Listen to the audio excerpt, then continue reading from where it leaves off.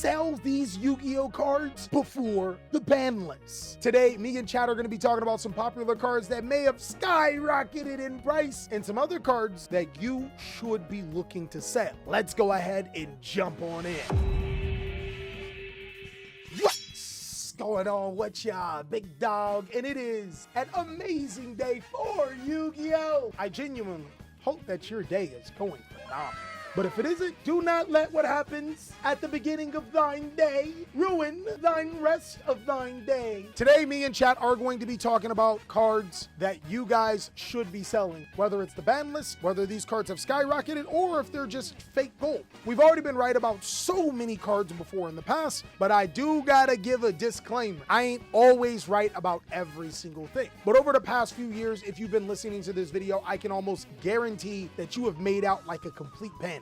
I know I have, so I know that you have. Basically, I'm not saying that I had control over the market, but I am saying, how's Squamata doing? Get my damn money before I come get you. So basically how we're going to do this is I'm going to talk about some cards, Chad is going to mention some cards, and we're going to be talking about if they are good sells or not. I'm going to start off with the most controversial. I genuinely think you should be looking to flip your engravers of the Fiendsmith. Now, I don't think that the ban list is going to affect the Fiendsmith directly. I think 0 cards are going to go on the list. But if I know anything about Konami and following trends, it's a good idea to sell Fiendsmith because right now is the highest point that the cards will ever be. You got to keep in mind, we've been in a tier 0 format for quite some time. And if you go look at some of the other trends, like the other tier 0 formats that we have been, some of the most expensive cards were at their height during that tier 0. When the ban list comes out, and if it does address the tier 0-ness, then the Fiendsmith cards won't be as desirable because the best deck in the world won't be requiring a Fiendsmith. This means that these cards will plummet in price, not ridiculously low, but they won't be $100 a pop anymore. Would be funny if they banned Engraver? Oh no. Yu-Gi-Oh! Is all about taking big risks. Sometimes you have to look and assess a situation and see if it's genuinely worth it. And selling the Engraver of the Fiendsmith can be one of those risks that can genuinely play off. This is a card in my head that's like $50 to $60 and it's $100 right now. In a couple of months, you could be proven right and pick up the card a little bit later. Yo, chat, let me hold your engravers. I'm sick. Ultron thinks that we should sell Wanteds, and I think you're 100% correct. I think it not only follows the same line of thinking for the Fiendsmith Engraver, it also has a confirmed reprint for the Megatext. Sell Sangan Summoning? Homie wants to sell a comment. Oh man. Should we sell our Molcharmies? This is a tough one. I think that cards like Molcharmy we shouldn't sell, strictly because this card is a staple like Yu-Gi-Oh card. So unless you plan on quitting the game or taking a huge break for a year or so, then it's a card that we shouldn't look to get rid of because it'll always be pretty useful. I'm thinking it's going to be a consistency card. To be honest with you, Fierce Flare, I don't think that they hit Yubel. I would personally hold on to my Nightmare Thrones right now, especially since they're $20-something. Like, it's way too low to flip anyways.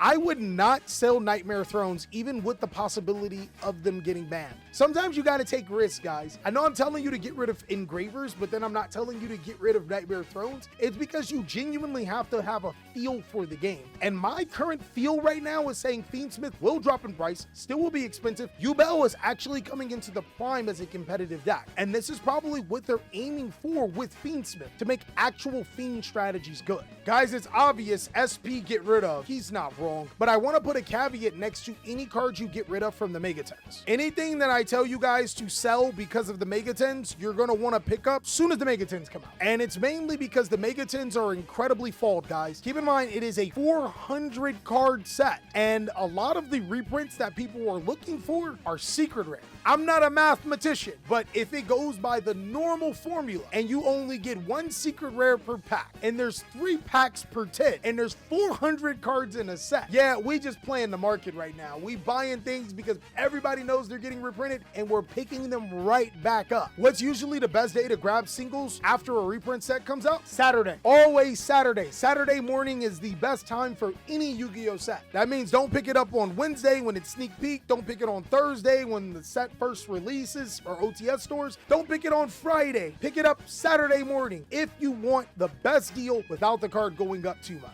The reason why is because Saturday is the peak point for everything being in circulation, but right before people realize cards are good. If you've actually noticed at many Yu-Gi-Oh events, those cards start to go up after day 1 or on Sunday, which is day 2. Should we sell Baron since it's already banned? Bruh. You should have sold Baron when I told you to sell Baron a long time ago.